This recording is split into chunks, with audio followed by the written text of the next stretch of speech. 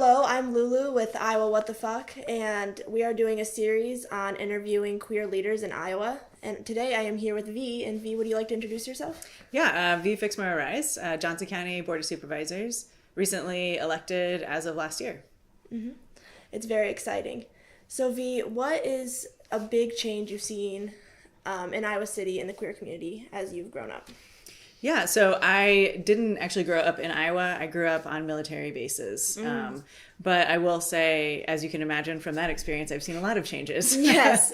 And so I came out in high school, actually, in the in the 90s, I'll say 90, 95, 96 time period. And back then, there were a lot of things like don't ask, don't tell if you were in the military. Obviously, gay marriage wasn't a thing.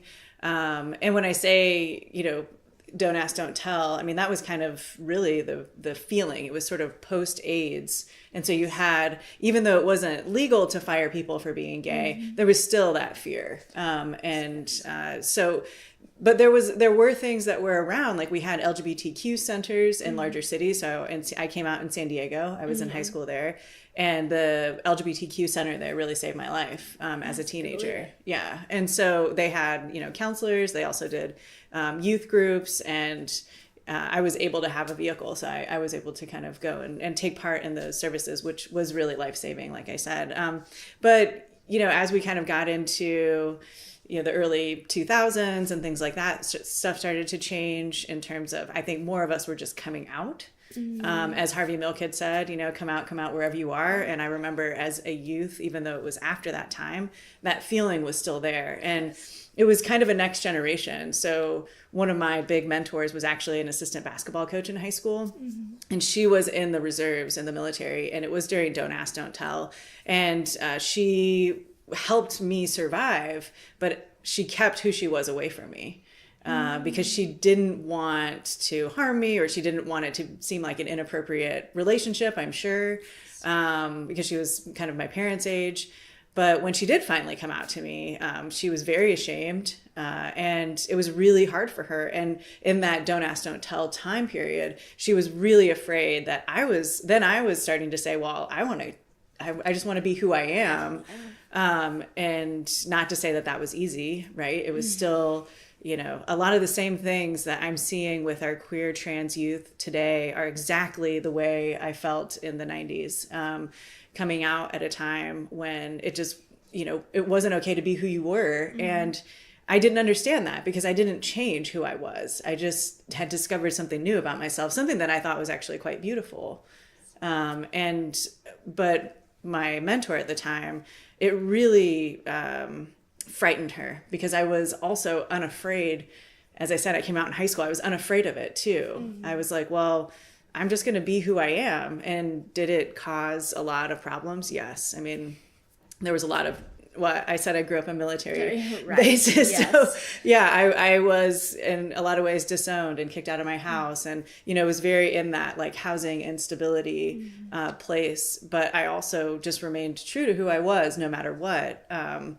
And unfortunately, she had to distance herself from me because I wasn't willing to hide who I was. And I say all that to say, because I think that was the generational change. She had somebody that was my parents' age that was like, I can't be around you because you're being who you are, and I could get fired. I could lose my job. And while I understood that, I also was like, I can't not be who I am, because if I'm not who I am, then I'm not going to survive. That's exactly I won't live. Yes. Right. So faced with that very real reality for me, we unfortunately had to part ways, and it was devastating. But it also, like I said, shows kind of where things were at that time. So since then, obviously, we don't have that anymore in the military. But also now we have a lot of things like at a national level, gay marriage. I mean, my wife and I got married actually in 2008. And at the time it was in North Carolina. And I remember my mom calling and being like, so are you going to get arrested? Because it wasn't legal to get married at that time. But it's not like they were going around arresting you. They just weren't recognizing the marriage, right? But to go from that, and I remember at the time, my wife and I were like, how we would play this game, like, how many states do you think are going to, ratify marriage or, have gay marriage? And I was always like, I don't know, 3. Because at the time, if you can imagine, it's like you would cross state borders and all of a sudden you didn't have these rights. Yes. All of a sudden, if one of us went to the hospital because we fell down a cliff or something while traveling, there's a good chance that we wouldn't be able to visit each other in the hospital. These things were terrifying, right? It's terrifying. Just by crossing some imaginary line. And so, I was saying like 3 or 4, and she was like, no, I think it's going to be all of them. And of course, as usual, she was right. And so we had gay marriage, and it was very contentious at the time because it also felt like, are we, selling out to the patriarchy? Are we, like it's so heteronormative to want to get married? But I think at the same time, it was also us really wanting to celebrate our love. Yeah, absolutely. And having your families recognize it. And it was a beautiful thing. And I think it just tried to push the rights that are, once you are married, all of the rights, and there's many that are recognized given the founding of the country. So, but, I say that to say those are some of the biggest changes that I've seen. I believe it, yes. And then more recently, in the last, I'd say 5 or 7, 10 years even, the trans community has become just much more ubiquitous, much more, there's so many more people having the language and having the community around, no matter your age, no matter where you come from, where you live, the color of your skin. We've had more language around that. We've had more culture around it, so I've seen a huge shift in popular culture, right? I mean, from the TV shows to the music, whatever that may be, like there's just a lot more of us out there. I mean, I came out, Ellen wasn't even out when I was coming out, okay? Like that's how old, that's how long ago it was. And it wasn't even that long ago, but it was, Yes. So there's been some huge shifts, and that's something that I really want to emphasize, is that we have been here before, and it is a very, very hard time right now. And we will not only survive, we will thrive. Yes. We've throughout time, you've seen, AIDS crisis and then post-AIDS, and there will be backlash. There will always be backlash because we're asking for our fundamental rights.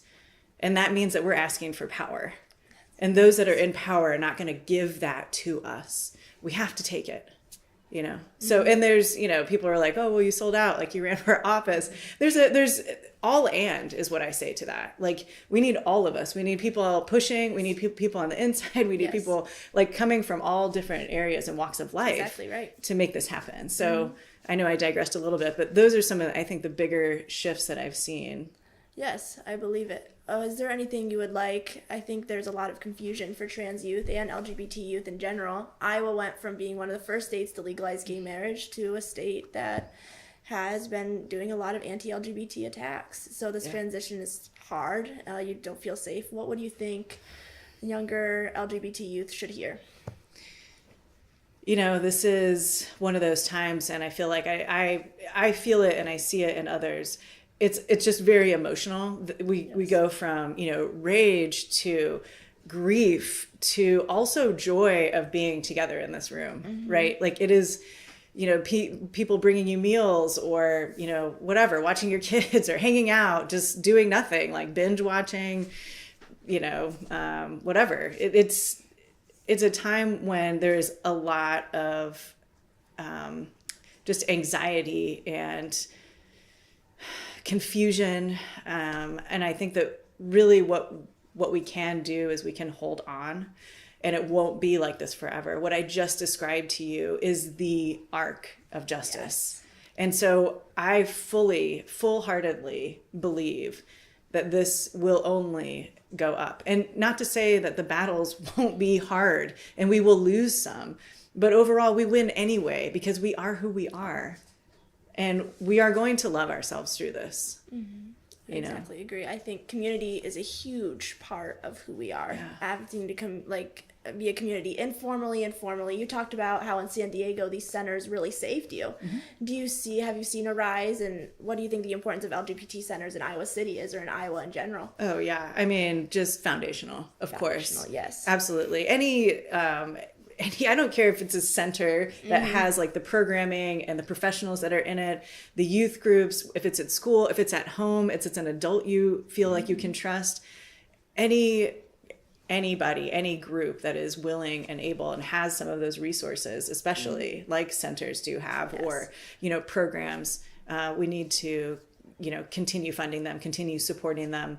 I think that, we have to be able to come together. And oftentimes there's not places to be unless we create those spaces and those centers, those programs, whether in school, out of school, for adults, for children, for families, for single, whatever it is, that is so needed right now. Yes, absolutely. We have to be able to get together. Yes. I'd say talking about confusion, and as you said, we go through the cycle of emotions on what is next. What do you think the road ahead looks like in the next couple of months or year? Yeah, I mean, I'd like the legislative session to end yesterday. We're going to have to get through the legislative session, which is a couple more months. And that's exactly right. Nothing is dead. So we'll see. I trust that, our advocates at One Iowa and those that are on the floor have a better pulse of things. But we'll see what happens. So there's going to be, further anxiety, confusion, disorientation, probably throughout, end of April, May. And we're just going to have to hold tight and continue to fight. I mean, continue to, reach out to your representatives, and thank some of the Republican representatives or, House, Senate folks who have stepped up, and they're few and far between, but they need to know that it's not for nothing, that they are also on, the path of justice so we have to be willing what they are not willing to do, which is to see the humanity in others.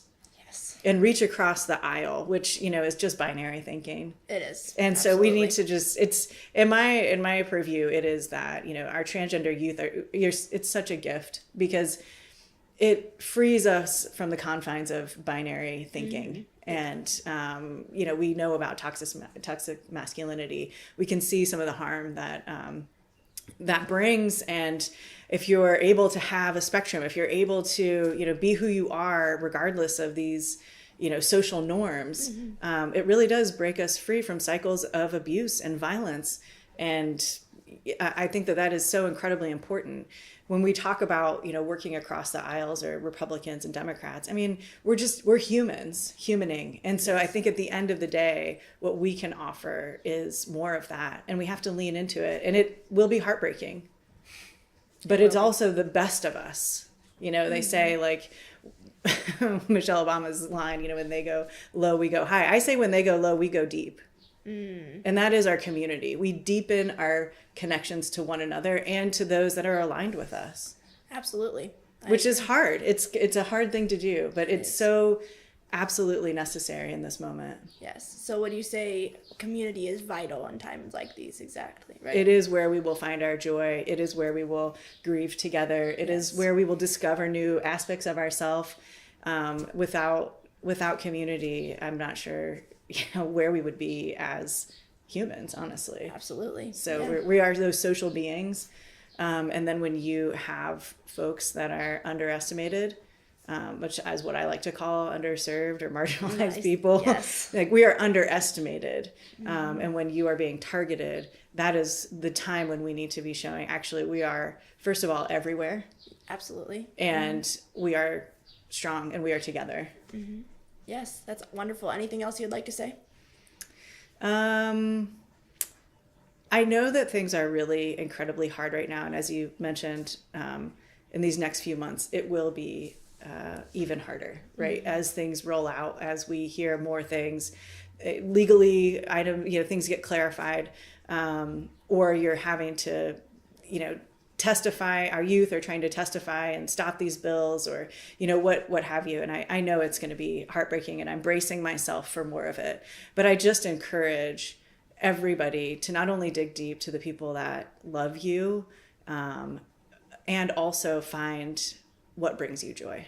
Absolutely. Because if you look throughout time, any oppressed group, and there are many, any oppressed group, we don't just talk about the hardships. We also talk about the love and the joy.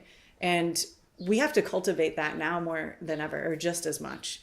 So I just really strongly urge people to take care of yourselves, be with those that love and support you. Don't spend time, on social media, getting into those rabbit holes, getting into those arguments. That's not the time for right now. If there are allies out there who want to do that for us, I encourage that. But right now it's time for us to really take care of ourselves, and to know that this will pass, and we will continue being who we are. You cannot exterminate us. No, you cannot. We've been here this whole time. Yeah, been here. We've never not been here. So we will continue, and you can't legislate us away. And I know we will lose people. We have lost people, and we need to carry them with us as we move forward. But in terms of being a trans elected official, so, if what I would love to say is run. Yes. Run. And I'm here as a resource. Reach out to me. I will come to you. I would love to talk about what it takes, what it looks like, the reality of it, how to do it, who to contact, what you need, and also how to prepare yourself. Because it is, even in Johnson County, it is a lot. I think from a political perspective, that's where things are shifting. I mean, now we have, queer mayors and trans senators, and, it's different. That is very different. Yes. There's a lot of people fighting for us. Yeah. Yes. Yeah. And we want to be at the table. That's why we ran. Yes. So we just need more of us. Yes. Yes. So that's my ask is for you to consider it, to reach out to us, use us as resources. And, it's not for everybody either. I mean, I will say that there are harmful aspects of it, but don't go in eyes wide open. Awesome. Yeah. Thank you. Yeah, thank you.